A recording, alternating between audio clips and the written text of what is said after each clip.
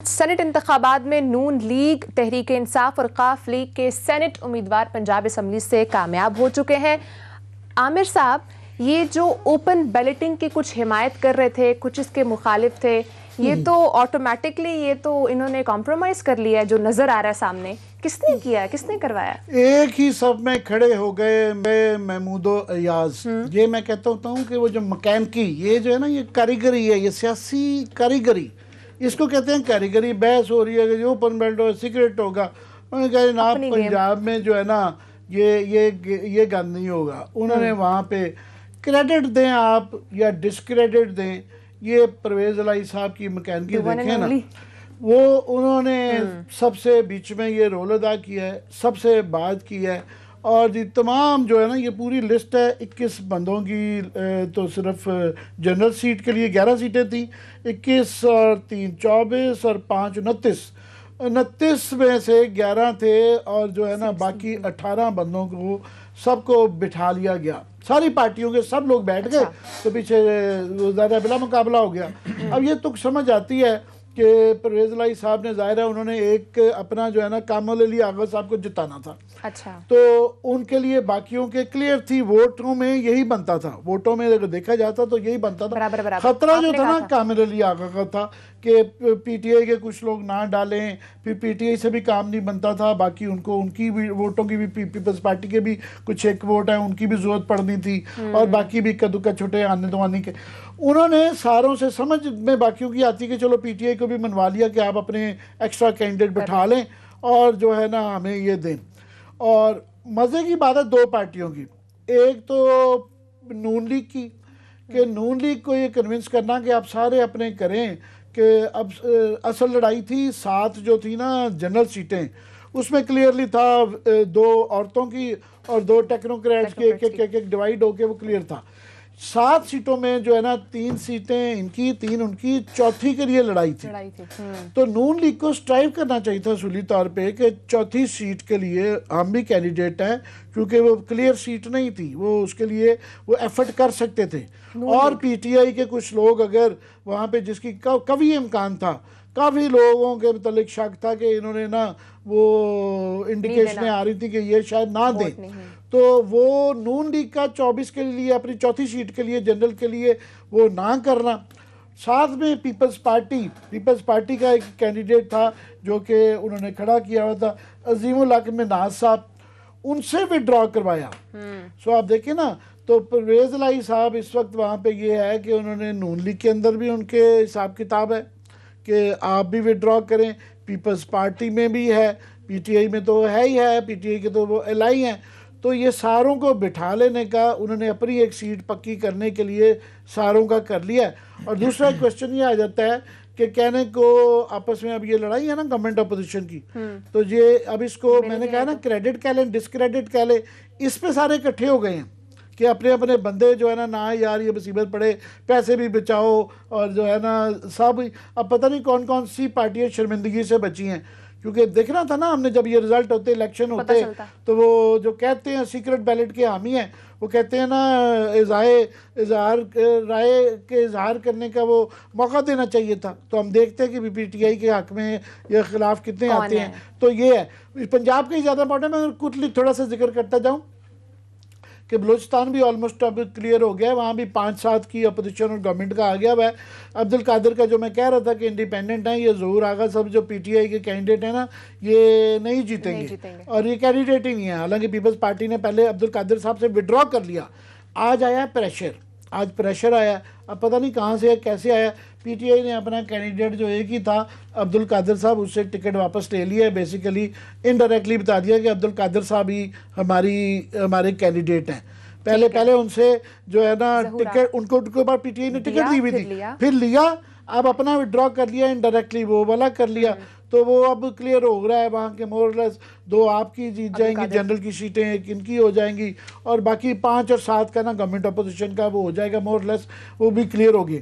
फटा पड़ेगा। एक तो सिंध में थोड़ा सा देखना है कि अबड़ो साहब और वाडा साहब अपनी निकाल पाते हैं कि नहीं निकाल पाते, और बलूचिस्तान में है कि वहाँ ये जो आफरीदी ग्रुप है, एक वालिद साहब जो हैं वो पीपल्स पार्टी में ज्वाइन कर गए हैं, और जो बेटा उनका दोबारा एक सेनेटर पहले है, दूसरा सेनेटर नून लीग के उस पे है, 6 सीटों के साथ उसने 20 लेनी है।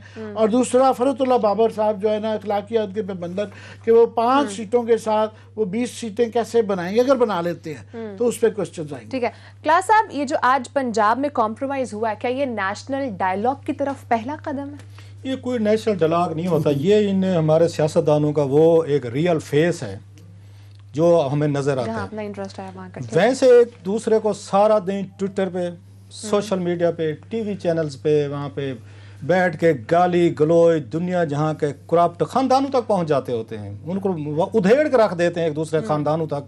ऐसी ऐसी बातें बताएं कि जो मतलब लोग सुन के हैरान हो जाते हैं, तोतों की तरह मुर्गों की तरह यहाँ पे लाड़े होते हैं।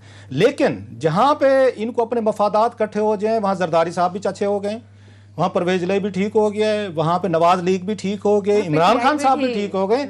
चारों एक ही उस पे देग पे, इन्होंने कहा एक ही देग पकाते हैं, चारों का हिस्सा बन गया, देग में सार हो गया।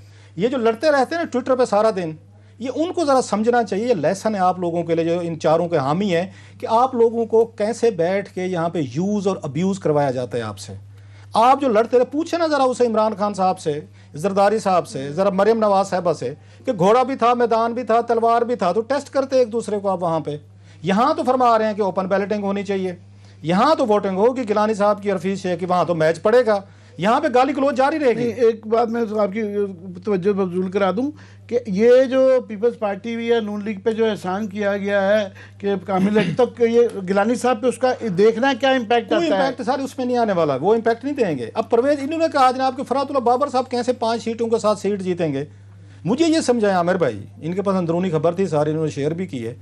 ये परवेज इलाही ने 10 वोटों के साथ कैसे कामिल अली आगा को इलेक्ट करवा लिया है, वोटिंग भी नहीं हुई उसमें। अच्छा, मैं इसको टेक्निकली मुझे नहीं पता इस पूरे सिस्टम का, जब तक वोट नहीं पड़े पूरे, ये इन्होंने लिख के दिया है। मैं मतलब समझना चाहता हूँ इस सिस्टम को कि परवेज इलाही के पास सारे 10 वोट 7 सीटें थी ना, बाकी सब बैठ के साथ ही कैंडिडेट सर, तो फिर 10 वोटों के साथ वो इलेक्ट हो गया, क्योंकि तो इतने थे 7 पीटीआई की टेक्निकली। तो नहीं, टेक्निकली क्या पीटीआई ने, मैं वो वही पूछना चाहता हूँ, पीटीआई ने तो वोटिंग नहीं की। वोट पड़ते तो फिर पता चलता ना कि 45 वोट चाहिए थे या जितने भी थे।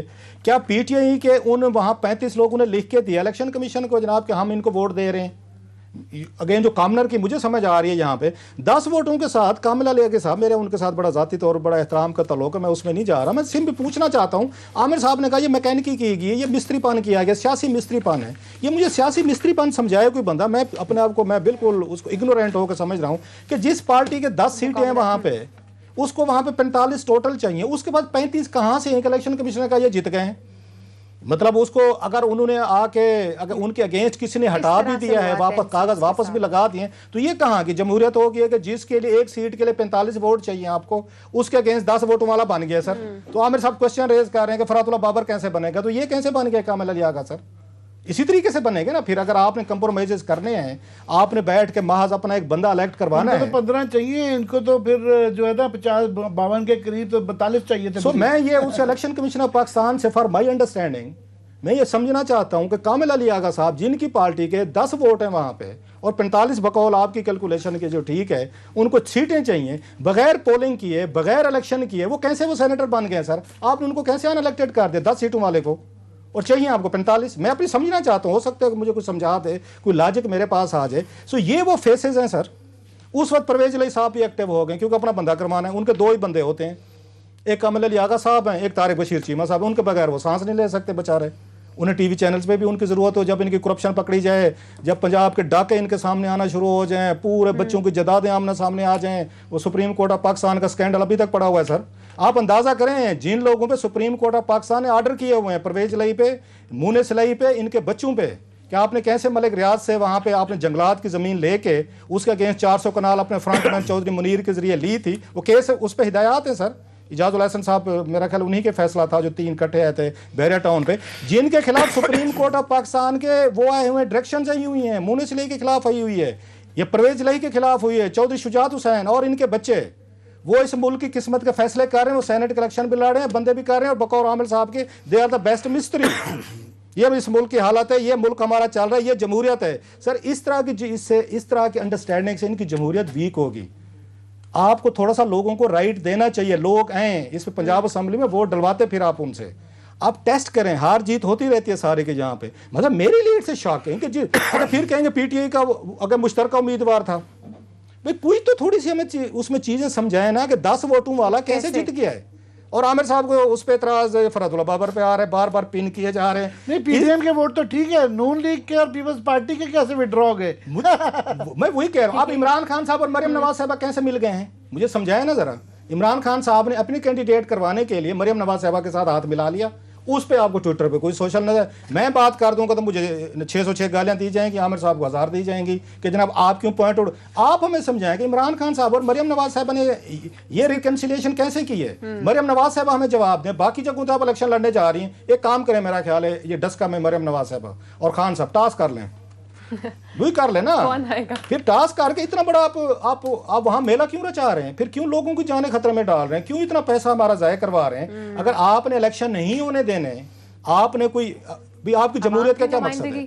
अगर मुतनासिब नुमाइंदगी करने हैं, मिलजुल के खवातीन वाला काम किया ना इन्होंने, जैसे लाहौर से इसने पीटीआई ने 34 खवातीन जो हैं नॉमिनेट कर दी, इमरान खान साहब ने नाम लिखे, इन्होंने सिग्नेचर करके इलेक्शन कमीशन को भेज देगा, लाहौर से मेरे हल्के से 15 और बाकी पूरे लाहौर से और उसमें 16-32 और लगा लें। उन्होंने 34 खवातीन उन्होंने लगा दी, नवाज लीग ने अपनी खवातीन लगा दी, 50 से ज्यादा इन्होंने खवातीन इन्होंने एमएनए एमपीज बना के लाहौर शहर से इलेक्शन कमीशन को भेज दी, उन्होंने नोटिफिकेशन कर दिया।